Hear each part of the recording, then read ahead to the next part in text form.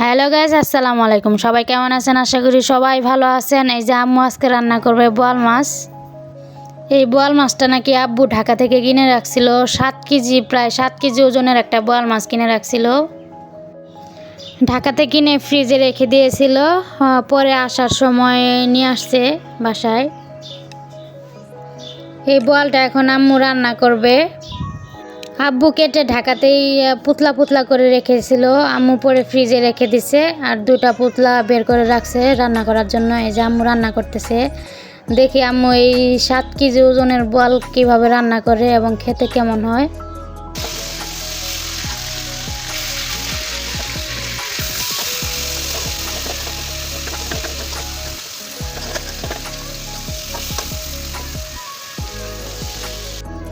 এই যে মাছগুলাকে আম্মু ভালোভাবে ভেজে নিচ্ছে। একটা হাস্যকর বিষয় হলো যে বোয়াল মাছগুলোকে দেখতে কিন্তু পাঙ্কাশ পাঙ্কাশ লাগতেছে। আমার ছোট ভাই যখন দেখলো ভাবছিল যে পাঙ্কাশ মাছ রানবে, কারণ ও পাঙ্কাশ খুব পছন্দ করে। খুশি হয়ে গেছিল যে পাঙ্কাশ মাছ রানবে, পরে শুনে যে বোয়াল মাছ। এই যে আম্মুর মাছগুলা ভাজা হয়ে গেছে, বাটিতে তুলে নিচ্ছে। এখন এই যে যেগুলা বাকি ছিল সেগুলো ভেজে নিচ্ছে।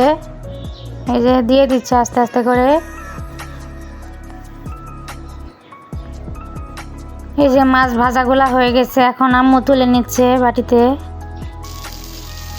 এখন এই যে রান্না করার জন্য কড়াইয়ে তেল দিয়ে নিল এবং দিয়ে দিল এর মধ্যে পেঁয়াজ কুচি, রসুন কুচি এবং কিছু পরিমাণ কাঁচামরিচ। একটু নাড়াচাড়া করে নিল।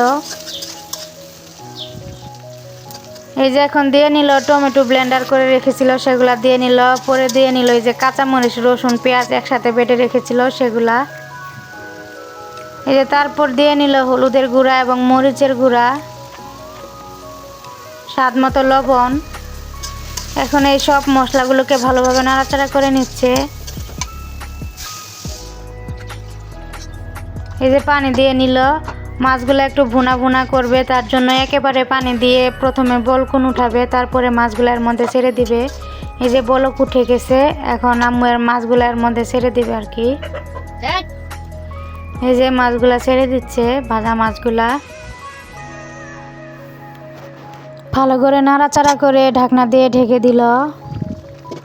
এই যে দেখুন তরকারিটা কি সুন্দর কালার এসেছে এবং তরকারিটা দেখতে অনেক সুন্দর হয়েছে মাশাআল্লাহ। মাছগুলাকে সুন্দরভাবে উল্টিয়ে নিচ্ছে আমার আম্মু।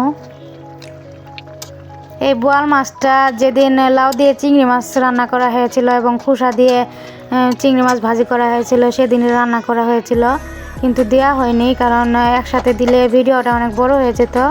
তার জন্য এই বোয়াল মাছ রান্নাটা এক্সট্রাভাবে দিলাম। এই যে আম্মু এখন ধনেপাতা কেটে দিচ্ছে, বিলেতি ধনেপাতা। ধনেপাতা দিলে অনেক সুন্দর ঘ্রাণ আসে। এই যে তরকারিটা প্রায় হয়ে এসেছে, আম্মু এখন নামিয়ে ফেলবে। এই যে তরকারি রান্না করা হয়ে গেছে মাশাআল্লাহ, দেখতে অনেক সুন্দর হয়েছে, খেতে অনেক মজার হয়েছিল। বড় মাছের স্বাদই অন্যরকম, মাছটা খেতে অনেক মজার ছিল। এই যে রান্না করা শেষ, এখন খাবার ভিডিওটা দেখাবো। সবাই একসাথে মিলে খেয়েছিলাম। যে সাথে লাউ দিয়ে চিংড়ি মাছ ছিল এবং লাউয়ের খোসা দিয়েও চিংড়ি মাছ ভাজি ছিল। এই যে বোয়াল মাছ রান্নাটা। এই যে প্রথমে আমার আব্বুকে দিয়ে নিল।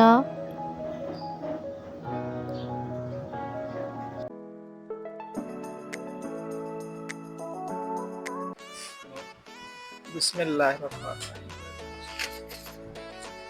আলহামদুলিল্লাহ, পুরানো বোয়াল তো স্বাদ সেজন্য স্বাদ। দেখতে কিন্তু পাঙ্কাশের মতো লাগে না?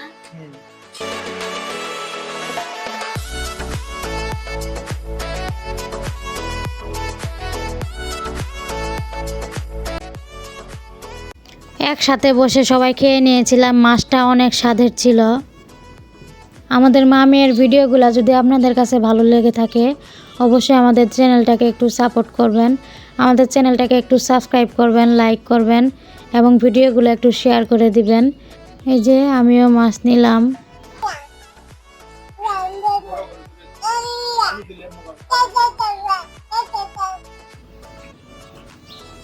বিসমিল্লাহির রহমানির রহিম।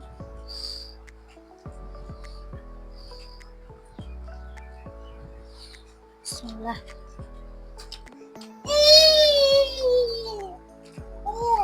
মাশাআল্লাহ মাশাআল্লাহ, মাছের তরকারিটা অনেক সুন্দর হয়েছে, অনেক সুন্দর হয়েছে, সেই স্বাদ। আজকের জন্য এখানেই বিদায় নিচ্ছি। সবাই ভালো থাকবেন, সবাই আমাদের ফ্যামিলির জন্য দোয়া করবেন, আমাদের ভিডিওগুলা বেশি বেশি দেখবেন এবং বেশি বেশি সাপোর্ট করবেন। সবাই ভালো থাকবেন। আসসালামু আলাইকুম।